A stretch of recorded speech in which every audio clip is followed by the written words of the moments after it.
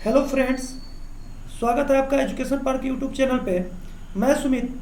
आज मैं आप लोग को बताने वाला हूँ कि जयप्रकाश विश्वविद्यालय द्वारा बीए, बीएससी, बीकॉम के फाइनल ईयर का परीक्षा परिणाम घोषित किया जा चुका है और उसके साइट पे प्रकाशित भी किया जा चुका है।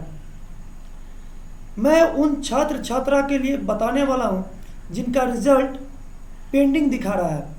तो सबसे पहले हम लोग ये जानेंगे इस वीडियो के माध्यम से कि वे छात्र छात्रा जिनका फाइनल पार्ट में रिजल्ट पेंडिंग दिखा रहा है वो अपना रिजल्ट क्लियर कैसे करें। तो सबसे पहले हम ये जानने की कोशिश करेंगे कि हमारा रिजल्ट पेंडिंग दिखाने के क्रम में कौन सा एरर शो कर रहा है जब हम jpuresults.in के साइट पे जाते हैं और अपना रोल नंबर डाल करके उस पर सर्च करते हैं। तो जैसा कि यहाँ देख रहे हैं, यहाँ पे आपको एक एरर आता है, either your result is pending or check your roll number, email, date of birth and try again. अगर ऐसा एरर शो हो रहा है तो समझिए आपका रिजल्ट पेंडिंग है। तो अब आपके रिजल्ट पेंडिंग होने के क्या कारण है? बहुत सारे फ्रेंड्स के मन में ये चल रहे होंगे कि हमने तो सब एग्जाम पास कर लिया है फिर भी हमारा रिजल्ट पेंडिंग दिखा रहा है, इसके क्या रीजन है? तो सबसे पहले मैं आपको बताने वाला हूँ कि रिजल्ट पेंडिंग होने का क्या कारण है। तो आइए जानते हैं रिजल्ट पेंडिंग का कारण। तो सबसे पहला कारण है कि पार्ट 1 पार्ट 2 का रिजल्ट क्लियर नहीं होने के कारण या फिर प्रमोटेड होने के कारण। यानी आप पार्ट 1 पार्ट 2 का कभी परीक्षा पीछे आपने दिया है और आपका किसी भी पार्ट में या दोनों पार्ट में आपका रिजल्ट क्लियर नहीं है, यानी आप किसी भी पार्ट में आप प्रमोटेड हैं, प्रमोटेड होने के बाद आप परीक्षा भी दे दिए हैं और परीक्षा पास भी कर गए हैं, इसके बावजूद भी आपका रिजल्ट पेंडिंग शो होगा। क्योंकि वह क्या होता है कि आपका जो पिछला जो आप प्रमोटेड रिजल्ट आपका क्लियर होता है तो वह रिकॉर्ड में जा नहीं पाता इतनी जल्दी से। इसका कारण भी आपका जो रिजल्ट होता है वो पेंडिंग शो होता है।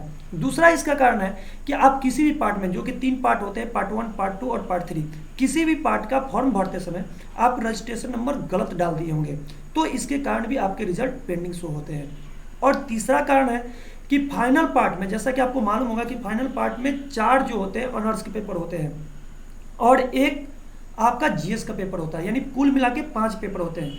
तो आप पांचों के पांचों पेपर में प्रोजेक्ट होने चाहिए। अगर किसी भी एक पेपर में अगर आप एब्सेंट होते हैं तो आपका रिजल्ट पेंडिंग दिखाएगा।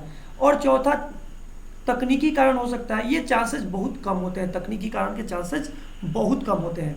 तो आइए अब मैं आपको बताने वाला हूँ कि आप रिजल्ट अपना क्लियर कैसे कराएंगे, यानी रिजल्ट क्लियर कराने का प्रोसेस क्या है। तो रिजल्ट जो पेंडिंग दिखा रहा है उसको क्लियर करने का प्रोसेस है, सबसे पहले हम फाइनल रिजल्ट क्लियर कराने के पहले ये जान लें, ये सुनिश्चित हो लें कि हमारा जो फाइनल पार्ट के सभी पेपर जो मैंने दिए हैं, जैसा कि फाइनल पार्ट में आपने 4 ऑनर्स पेपर और एक जीएस पेपर जो आपने दिए हैं, उसमें आप पास हैं या फेल हैं। तो आप कहिएगा कि इसको कैसे हम जानेंगे?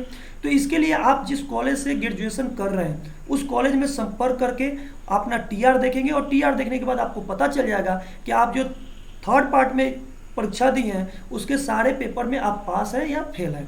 अगर आप पास हैं तो आपको आगे जो डॉक्यूमेंट आपको बता रहा हूँ उसके साथ यूनिवर्सिटी के परीक्षा विभाग में संपर्क करना होगा। तो आइए जानते हैं कि अगर आप पास हैं तो आपको कौन कौन से डॉक्यूमेंट ले जा करके यूनिवर्सिटी के परीक्षा विभाग में जमा करना होगा। तो सबसे पहला चीज़ बता रहे हैं कि आपको पास रजिस्ट्रेशन स्लिप की छाया प्रति होनी चाहिए। यानी जैसा कि आपको मालूम होगा जब आपकी एडमिशन हुई होगी तो एडमिशन के समय में आपका रजिस्ट्रेशन फॉर्म भरा गया होगा और रजिस्ट्रेशन फॉर्म भरे जाने के कुछ समय के बाद विश्वविद्यालय द्वारा रजिस्ट्रेशन स्लिप जो होता है निर्गत किया जाता है, जो कि आपके कॉलेज के द्वारा क्या किया जाता है, आपको उपलब्ध कराया जाता है। उसकी छाया प्रति आपको लगेगी। अगर आपके पास रजिस्ट्रेशन स्लिप नहीं है तो आपका रिजल्ट क्लियर नहीं होगा। दूसरा कारण है कि आप इसको रिजल्ट कराने के लिए दूसरा सबसे आवश्यक डॉक्यूमेंट है कि आप जितनी भी परीक्षा दिए हैं पार्ट 1 पार्ट 2 में और पार्ट 3 का 3 परीक्षा का आपका एडमिट कार्ड तो 3 होगा ही। इसके अलावा आपके पास जो प्रमोटेड परीक्षा दिए होंगे, जिस पार्ट में प्रमोटेड होंगे उसकी परीक्षा देंगे, उसका भी एडमिट कार्ड की छाया प्रति आपको इसके साथ लगानी पड़ेगी। और थर्ड है कि जितने भी आप पिछले परीक्षा दिए हैं, यानी पार्ट 1 पार्ट 2 या प्रमोटेड या कोई भी पार्ट का प्रमोटेड परीक्षा आप दिए होंगे तो उसके प्रमोटेड और पास दोनों की अंक पत्र की छाया प्रति आपको लगेगी।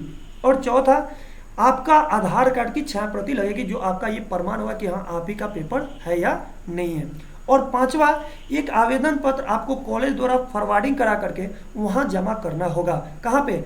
यूनिवर्सिटी के परीक्षा विभाग में। तो आपको बता रहे हैं कि वह आवेदन आप किस प्रकार से लिखेंगे। तो चलिए आपको आवेदन लिखने के तरीके भी आपको बता देते हैं। जैसा कि आपको स्क्रीन पे दिखाया जा रहा है कि आवेदन लिखने के लिए सबसे पहले लेफ्ट साइड में ऊपर की तरफ सेवा में श्रीमान परीक्षा नियंत्रक महोदय के नाम से मैं एप्लीकेशन लिखूंगा। और उसके बाद जैसा कि आपको यहाँ बताया गया है, यहाँ आप अपने कॉलेज के नाम के जगह पे मैं एग्जाम्पल के रूप में लोक महाविद्यालय हाफिजपुर बनियापुर सारण लिखा हूँ। यहाँ पे आप अपने कॉलेज का नाम लिखेंगे, अपने नाम लिखेंगे, और फिर यहाँ आप जिस वर्ष परीक्षा में सम्मिलित हुए हैं उस वर्ष को आप वहाँ पे लिखेंगे, अपना रोल नंबर के लिखेंगे, फिर अपना पंजीयन संख्या लिखेंगे। और ये सारे अनुलग्नक जो कि ऐसा यहाँ पे दिखाए गए हैं, ये चारों अनुलग्नक, ये चारों पेपर, चारों प्रकार के पेपर आपको क्या कर रहे होंगे, उस आवेदन के साथ इंक्लूड करके उस आवेदन पर उस कॉलेज का, यानी जिस कॉलेज से आप ग्रेजुएशन कर रहे हैं उस कॉलेज से फॉरवर्डिंग करा करके यूनिवर्सिटी के परीक्षा विभाग में जमा करना होगा। अगर आप इतना पूरा प्रोसेस कंप्लीट कर लेते हैं तो आपको आपका रिजल्ट 15 दिन के अंदर में आपका रिजल्ट क्लियर हो जाएगा और आपको अंक पत्र निर्गत हो जाएगा। आपको अगर ये हमारा वीडियो अच्छा लगे तो हमारे चैनल को लाइक कीजिए और ज़्यादा से ज़्यादा इस चैनल को सब्सक्राइब कीजिए और अपने दोस्तों के बीच शेयर कीजिए, ताकि उन हमारे फ्रेंड्स के पास भी ये बातें पहुंच पाएँ कि वो अपना रिजल्ट कैसे क्लियर कराएं। जय हिंद।